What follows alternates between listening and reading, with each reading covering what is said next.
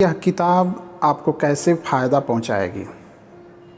उद्यमी और निवेशक नवल रविकांत ने कहा है, एक बेहतरीन किताब लिखने के लिए सबसे पहले आपको किताब बनना होगा। मैंने मूल रूप से इसके बारे में सीखा। यहाँ जिन विचारों का उल्लेख किया गया है, क्योंकि मुझे उन्हें जीना था। मुझे अपनी चोट से उबरने के लिए, जिम में मजबूत होने के लिए, मैदान पर उच्च स्तर पर प्रदर्शन करने के लिए, लेखक बनने के लिए, एक सफल व्यवसाय बनाने के लिए और एक जिम्मेदार वयस्क बनने के लिए छोटी छोटी आदतों पर भरोसा करना पड़ा।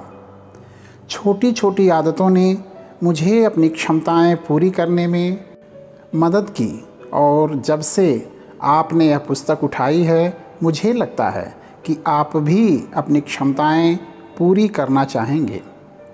आने वाले पृष्ठों में मैं बेहतर आदतें बनाने के लिए चरण दर चरण योजना साझा करूंगा।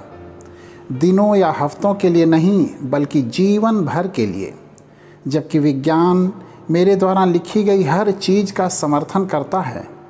यह पुस्तक एक अकादमिक शोध पत्र नहीं है, यह एक ऑपरेटिंग मैनुअल है। जब मैं आपकी आदतों को इस तरह से बनाने और बदलने का विज्ञान समझाऊंगा कि समझने और लागू करने में आसान हो, तो आपको ज्ञान और व्यावहारिक सलाह सामने और केंद्र में मिलेगी। जिन क्षेत्रों से मैं आकर्षित होता हूँ, जीव विज्ञान, तंत्रिका विज्ञान, दर्शन शास्त्र, मनोविज्ञान और बहुत कुछ, वे कई वर्षों से मौजूद हैं। मैं आपको जो पेशकश कर रहा हूँ, वह उन सर्वोत्तम विचारों का संश्लेषण है जो स्मार्ट लोगों ने बहुत समय पहले खोजे थे और साथ ही वैज्ञानिकों द्वारा हाल ही में की गई सबसे सम्मोहक खोजों का एक संश्लेषण है। मुझे आशा है कि मेरा योगदान उन विचारों को ढूंढना है जो सबसे ज़्यादा मायने रखते हैं और उन्हें इस तरह से जोड़ना है जो अत्यधिक कार्रवाई योग्य हों। इन पन्नों में जो भी बुद्धिमानी है, उसका श्रेय आपको उन कई विशेषज्ञों को देना चाहिए जो मुझसे पहले थे। कोई भी मूर्खतापूर्ण बात हो तो मान लीजिए यह मेरी गलती है।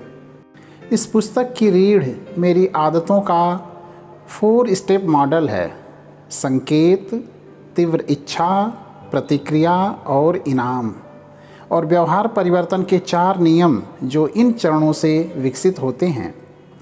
मनोविज्ञान पृष्ठभूमि वाले पाठक इनमें से कुछ शब्दों के प्रभाव से भली भांति परिचित हैं, जिसे पहली बार 1930 के दशक में B.F. स्किनर ने प्रोत्साहन, प्रतिक्रिया और इनाम के रूप में प्रस्तुत किया था, जिसे अब संकेत, दिनचर्या और इनाम के रूप में चार्ल्स डुहिग ने द पावर ऑफ हैबिट में प्रस्तुत किया है। स्किनर जैसे व्यवहार वैज्ञानिकों ने महसूस किया कि यदि आप सही इनाम या सज़ा की पेशकश करते हैं तो आप लोगों को एक निश्चित तरीके से कार्य करने के लिए प्रेरित कर सकते हैं।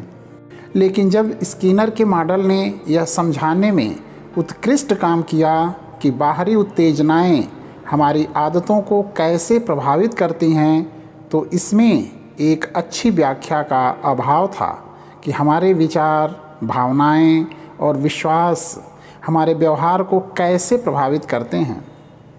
आंतरिक स्थितियां, हमारी मनोदशाएं और भावनाएं भी मायने रखती हैं। हाल के दशकों में अब वैज्ञानिकों ने भी हमारे विचारों, भावनाओं और व्यवहार के बीच संबंध निर्धारित करना शुरू कर दिया है। आगे के पन्नों में इस शोध को भी शामिल किया जाएगा।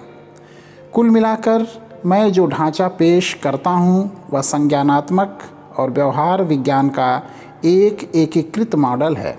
मेरा मानना है कि यह मानव व्यवहार के पहले मॉडलों में से एक है जो हमारी आदतों पर बाहरी उत्तेजनाओं और आंतरिक भावनाओं दोनों के प्रभाव का सटीक हिसाब लगाता है।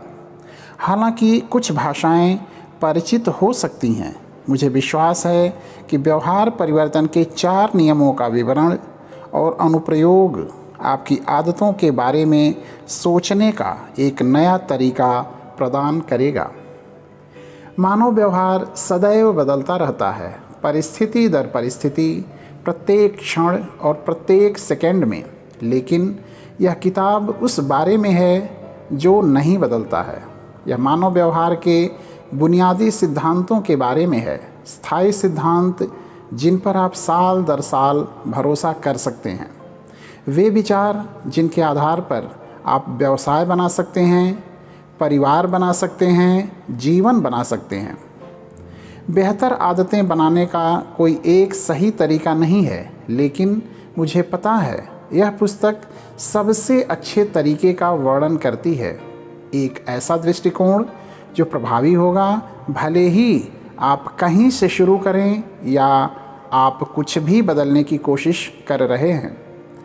मेरे द्वारा सुझाई गई रणनीतियाँ सुधार के लिए चरण दर चरण प्रणाली की तलाश करने वाले किसी भी व्यक्ति के लिए प्रासंगिक होंगी, चाहे आपका लक्ष्य स्वास्थ्य, धन, उत्पादकता, रिश्ते या उपरोक्त सभी पर केंद्रित हो।